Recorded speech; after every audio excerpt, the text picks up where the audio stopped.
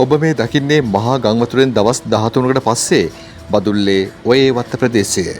බදුල්ල නගරයට ආසන්නයේම පිහිටි ජනාකීර්ණ ප්‍රදේශයක්. විවිධ රැකියාවල නිරත වෙන සිංහල දෙමළ මුස්ලිම් ජනතාව තමයි මේ ජීවත් වෙන්නේ. අඩි 10ක් 12ක් පමණ ගංවතුරින් යට වෙලා තිබුණු ප්‍රදේශයක්. මේ සීලම නිවාස රොන් මඩ වලින් අඩි 2-3ක් පිරීලා. සමහර ගෙවල් වලට යන්න තියා හිතන්නවත් බෑ. මේ මිනිස්සුන්ගේ ජන ජීවිතය සම්පූර්ණයෙන්ම අඩාල වෙලා තියෙන්නේ.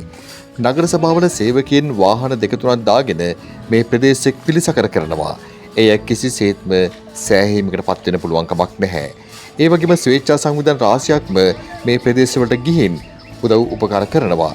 ඉතින් අපටත් අවස්ථාව ලැබුණා අසිරි හදවත සංවිධානය හරහා බදුල්ල ප්‍රදේශයේ ගංවතුරින් යට වෙච්ච ප්‍රදේශ කිහිපයකටම උදව් උපකාර කරන්න. හම්බන්තොට දිස්ත්‍රික්කයේ අසිරි හදවත දෙවන කණ්ඩායමට තමයි අපිත් සම්බන්ධ වුණේ. දවස් 2ක් නතර වෙලා ඉඳලා මිනිස්සුන්ට ගෙවල් පිරිසිදු කරගන්න විශාල සේවාවක් ලබා දුන්නා. රජයේ සේවකයන්, විශ්වවිද්‍යාල සිසුන් අසිරි හදවත සංවිධානයත් එක්ක මේ වැඩේට සම්බන්ධ වෙලා හිටියා.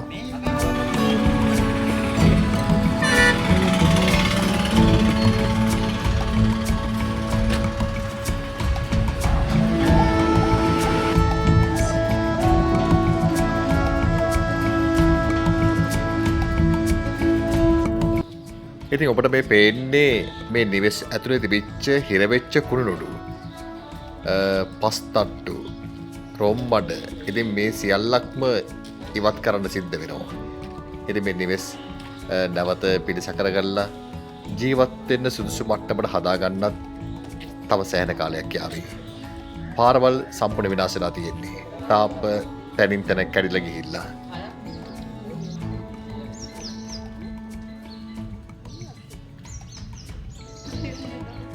අර තියන්නේ මේ වතුර මට්ටමනේ.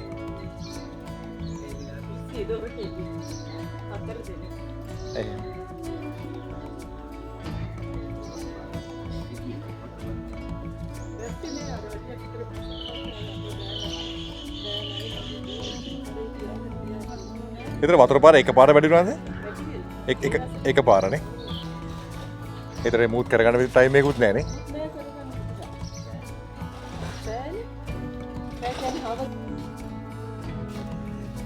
ඉතින් ඔබට දැක ගන්න පුළුවන් මේ නිවෙස් වල තිබිච්ච බඩු මුට්ටුවට වෙච්ච හානිය. මිනිසුන්ට ඔවුන්ගේ ජීවිත නැවත මුල ඉඳලම පටන් ගන්න සිද්ධ වෙලා. ඔවුන්ගේ බඩු මුට්ටු මේ හැම දෙම විනාශයටපත් වෙලා තියෙනවා. ඒ වගේම තමයි මේ නිවෙස් පදිංචියට සුදුසු මට්ටමට හදාගන්නත් තව සෑහෙන කාලයක් යාවි. ස්වේච්ඡා සංවිධානවල බොහෝ දෙනෙක් උදව් කරනවා. ඉතින් අපටත් මේ අවස්ථාවට සම්බන්ධ වෙන අවස්ථාව ලැබුණා අසිරි හදවත සංවිධානය හරහා. ඉතින් අසිරි හදවතේ හම්බන්තොට දිස්ත්‍රික්කයේ දෙවෙනි කණ්ඩායම හැටියට තමයි අපි මේ සදා සම්බන්ධ වුණේ. ඇත්තටම ලොකු උපකාරයක් පිහිටක් මේ අවතැන් වෙච්ච ගංවතුරෙන් පීඩාවට පත් වෙච්ච මිනිස්සුන්ගෙන් අපට සිද්ධ කරන්න ලැබුණා. ඉතින් ඇත්තටම ඒකත් ලොකු උපකාරයක් අපට මේ අවස්ථාවේ කරන්න ලැබිච්ච. අපි සියලුම සමාජිකයන් උත්සාහ කළා අපි රැඳී හිටපු දවස් 2 තුල උපරිම සේවයක් මේ ප්‍රදේශයේ මිනිස්සුන්ගෙන් ඉෂ්ට කරන්න. ඉතින් ඔවුන්ගේ නිවෙස් විශාල ප්‍රමාණයක් රොම්බඩ වලින් පෙරලා තිබුණේ. ඉතින් රොම්බඩ ඉවත් කරලා වටේ අවහිර වෙච්ච කාණු පද්ධතිය මේ හැම දෙම පිළිසකර කරලා පිරිසිදු කරලා මඩ ඉවත් කරලා ඔවුන්ට ලොකු සහයෝගයක් ලබා දෙන්න අසිරි හදවතේ අපිට අවස්ථාව ලැබුණා. ඔබ මේ දකින්නේ අසිරි හදවතේ හම්බන්තොට දිස්ත්‍රික්කයේ නියෝජනය කරමින් සම්බන්ධ වෙච්ච අපේ සමාජිකාවන්, ගෞරවනීය ස්වාමින් වහන්සේලා මේ හැමෝම යහුසුලුව වැඩ කටයුතු කරන ආකාරය. ඉතින් හැමෝගෙම එකම අරමුණක් වුණේ, එකම පරමාර්ථයක් වුණේ මේ නිවෙස් වල ජීවත් වෙච්ච මිනිසුන්ට නැවත ඉක්මනින්ම ජීවත් වෙන්න අවශ්‍ය කරන සුදුසු පරිසරයක් නිර්මාණය කර දීම. ඉතින් ඒ අරමුණෙන් තමයි හම්බන්තොට දිස්ත්‍රික්කයේ අසිරි හදවතේ අපි මේ සඳහා සම්බන්ධ වුණේ.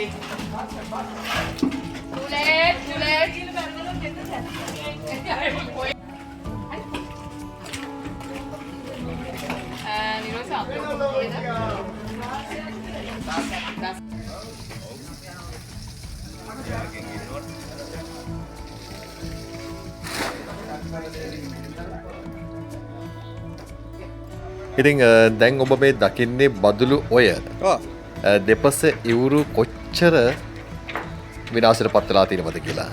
මෙතන පාලම කඩන් ගියනේ.